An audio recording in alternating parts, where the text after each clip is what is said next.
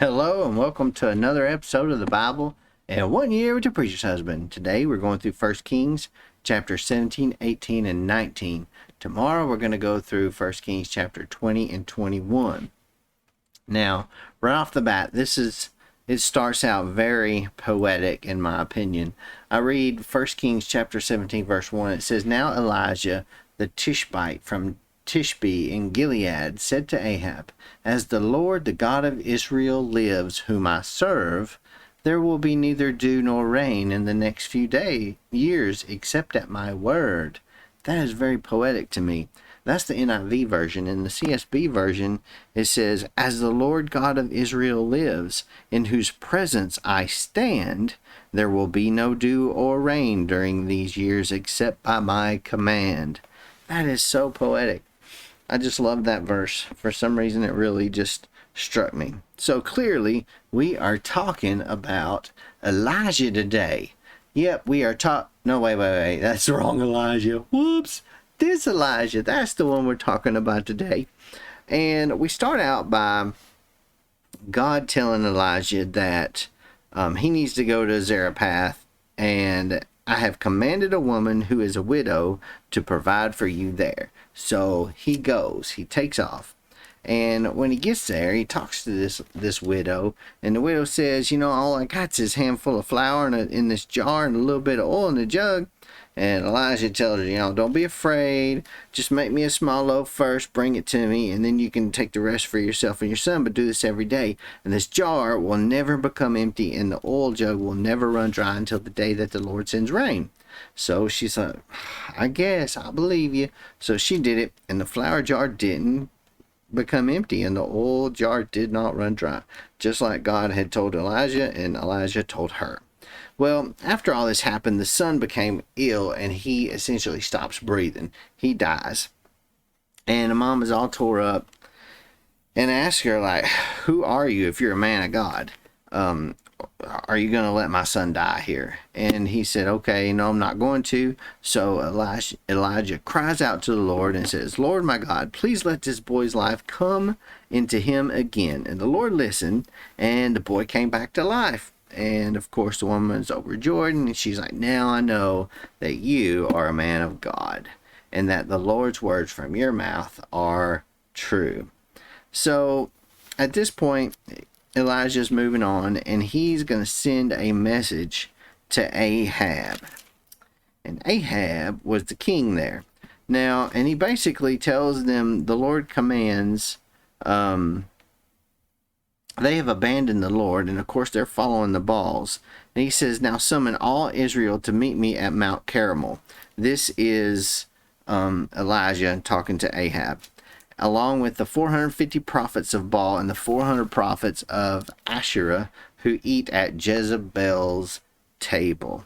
So Elijah is summoning Ahab, and Ahab goes. He goes and he does exactly what he tells him. He said, "We're going to have a little test here. And here's what's going to happen. Y'all going to bring a cow, and y'all going to build a little altar here, and y'all going to put the wood on it. And I'm going to get me a cow here. We're going to put this on the altar, and I'm going to put some wood on it. And we're going to see whose God can light the fire," essentially. He said, "Y'all don't light the fire. You pray to Baal and see if he can light the fire." So they call on the name of Baal, and they say, "Baal, answer us," but there was no sound. They danced, they jumped up and down, they did everything they could to get Baal to answer, and Baal did not answer and did not light the fire on their stack. And Elijah starts mocking him. He's like, "Well, maybe he thinks it's over. Maybe he's just thinking it over. Maybe he's wandered away, or maybe he's taking a nap or something. I don't know." And he's mocking them, basically. So he gives orders to people, and he says, "Listen, y'all go fill 4 water pots up and pour it all over this offering to be burned on the wood." And he poured the water all over the wood, and the water ran all around the altar. It even filled in the trench with water. This thing was soaking wet. But he called out, "Lord, the God of Abraham, answer me, Lord," and answer him the Lord did. Fire came down from heaven is called the Lord's fire, fell and consumed the burnt offering, the wood, the stones, the dust, and it even licked up the water that was in the trench. When all the people saw this, they knew that the Lord was God. And they all fell face down and said it. They said, the Lord, he is God. The Lord, he is God. So then Elijah ordered all of the prophets to be seized, all the prophets of Baal to be seized, because he was the last prophet of God. And he had them all slaughtered. And then he continues his journey on. He goes from here to Horeb, and during this process, Ahab told Jezebel everything that Elijah had done and said, and Jezebel was mad. Jezebel sent some messengers, and they basically said to Elijah that he was going to die. She was going to punish Elijah. So Elijah became afraid, and he ran away.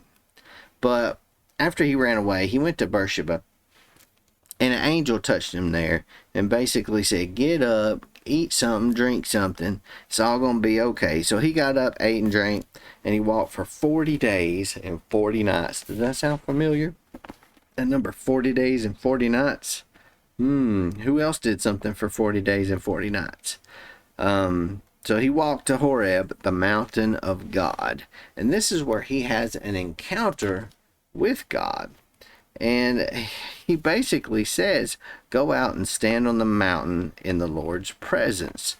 The voice of God did. So he does. He goes there and he says, you're going to anoint Hazael as king over Aram. You're going to anoint Jehu, son of Nimshi, as king over Israel. And Elisha, son of Shaphat, from Abel Maholah, as prophet in your place.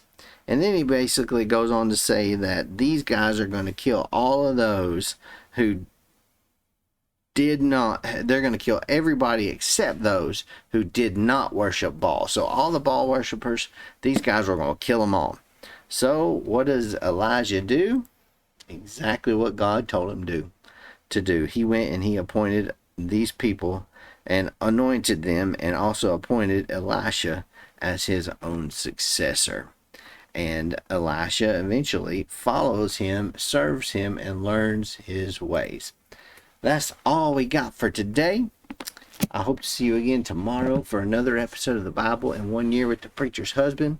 So please click that like button and subscribe button. Of course, click the little jingle bell so you get notified the next time I upload a video, which will be tomorrow. And we will see you then.